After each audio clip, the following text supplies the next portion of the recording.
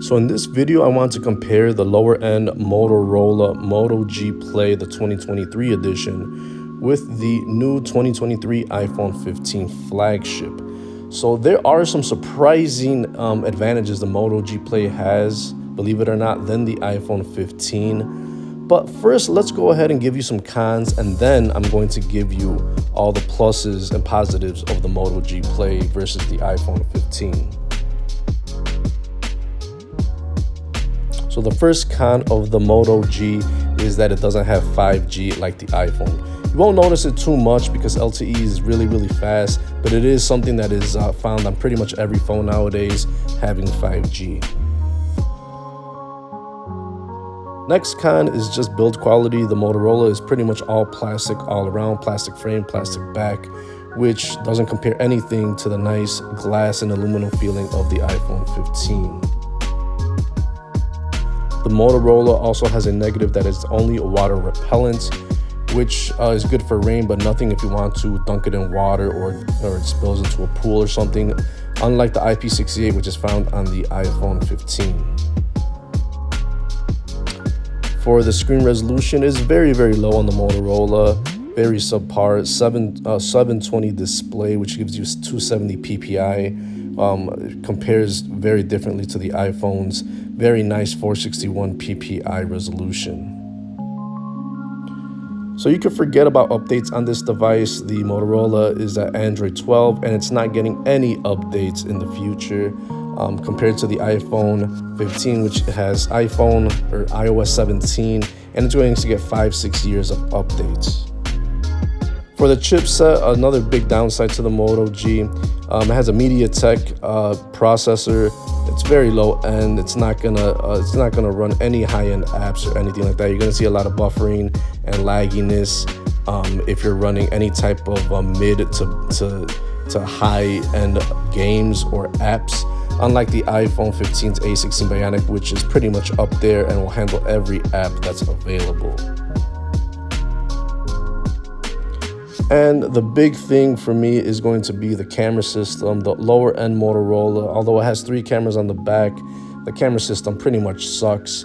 Only if you have a lot of light inside and a steady hand, you can take some decent shots, but it compares nothing to the camera system on the iPhone, which is top notch, best in class. This Motorola is, do not use it if you're doing any type of video production or any type of camera work. You're going to be very disappointed. This is just the bare minimum in having a camera on a phone and taking a quick shot for just something as simple as sending on a message or something. But yeah, nothing to be proud of here on the camera fronts on the Motorola. Another huge con of the Motorola is that it doesn't have NFC, which is pretty standard nowadays, using your phone as a wallet, and that's how you use mobile payments is with NFC, and the Motorola has it. So yeah, you still got to carry around plastic, which is a shame in 2023. NFC is pretty much a standard now. And the last thing I'll mention in the cons and the negatives of the Motorola is it doesn't have any type of fast charging. It has a slow old school 10-watt wired charging. So if you're pretty much close to zero on the battery and you need to charge, it's going to take you a long time to get back up and running. So those were all the negatives and the cons of the Moto G 2023, the Moto G Play edition. And I'm comparing to the iPhone 15, a flagship. And there are some positives with the Moto G Play. And surprisingly, it might be even worth considering using over an iPhone on certain days. So let's go ahead and tell you all the positives about it.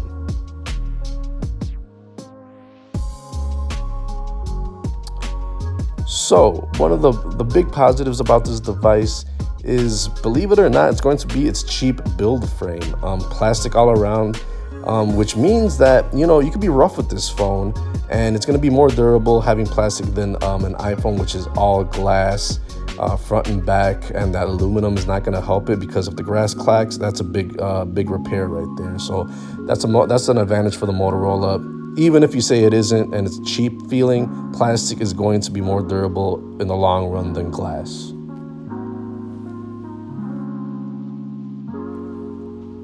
Next is the nano SIM card slot, which is an advantage over the iPhone's eSIM only in the US, because nano SIM card slots are still better when you want to swap devices, swap SIM cards, and this is in and out. You don't have to call the carrier or download apps.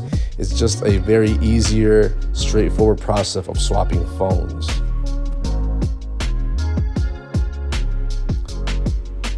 So the Motorola also has 90 hertz refresh rate. That's a big plus considering it's a low-end device, while the iPhone has 60 hertz. So you can't complain about that.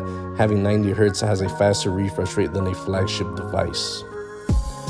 Next advantage is its screen size. The Moto G Play has a 6.5-inch display versus 6.1. So you're just gonna enjoy having a bigger display for videos and pictures in the web. Just no doubt about it. Next advantage is that it has a micro SD card slot, which the iPhone 15 does not. You could have enormous amounts of storage, and you could add it with just investing a couple of bucks in an SD card slot. So it doesn't matter that the Moto G Play has only 32 gigs of internal storage. You could surpass the iPhone's internal storage very easily to whatever amount you want, and that'll add so much more value to your device. So you can put in more games and movies and pictures and pretty much everything that you could shove on this device, no problem. Next huge advantage on the Moto G Play is that it has a headphone jack, and although it's an old school way of connecting your device for audio, it is a lifesaver. It's now, since the iPhone 15 has switched over to USB-C, you're gonna have to have all types of dongles and stuff if you want to listen to music or connect microphones or stuff like that. It's just gonna be way easier on the Motorola. And it's a lower end device. Again, this is there's features on the iPhone that they're just being taken away, and it's clearly an advantage having an aux cord or 3.5mm headphone jack. So that's a big underrated feature right there. Next is the fingerprint reader on the Motorola. It has a rear-mounted physical fingerprint reader to unlock your device. Although it's an old school feature, it is very fast still, very reliable. You could unlock your device while it's still in your pocket as you're taking it out. And in some situations, it's better than Face ID on the iPhone. So next, very important to pretty much everybody, is battery life, and the Motorola has a 5,000 milliamp battery, which just plainly surpasses the battery life on the iPhone 15, which has only 3349 milliamp battery. So yeah, this, if your phone doesn't have any battery like on the iPhone, it's useless, while the Motorola is going to just keep going and going.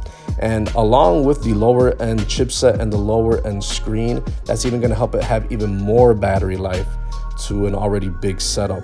So yeah, even though it has 10-watt slow charging, this device isn't going to need that much charging time anyways, because it has such a huge battery life. It will definitely last you all day, and it'll surpass the battery life on the iPhone 15. So that has been my pros and cons of the Moto G Play 2023 with the flagship iPhone 15. Now there's a lot of pros and a lot of cons, but I think when you talk about bang for your buck, the Moto G Play is a perfectly suited device for a lot of people that really don't care about camera quality that much, or if they don't run a lot of high-end apps and are not content creators, then this is the perfect device for you. You can download tons of apps, use the phone all day, connect it to your car and listen to music very easily, and you just add storage.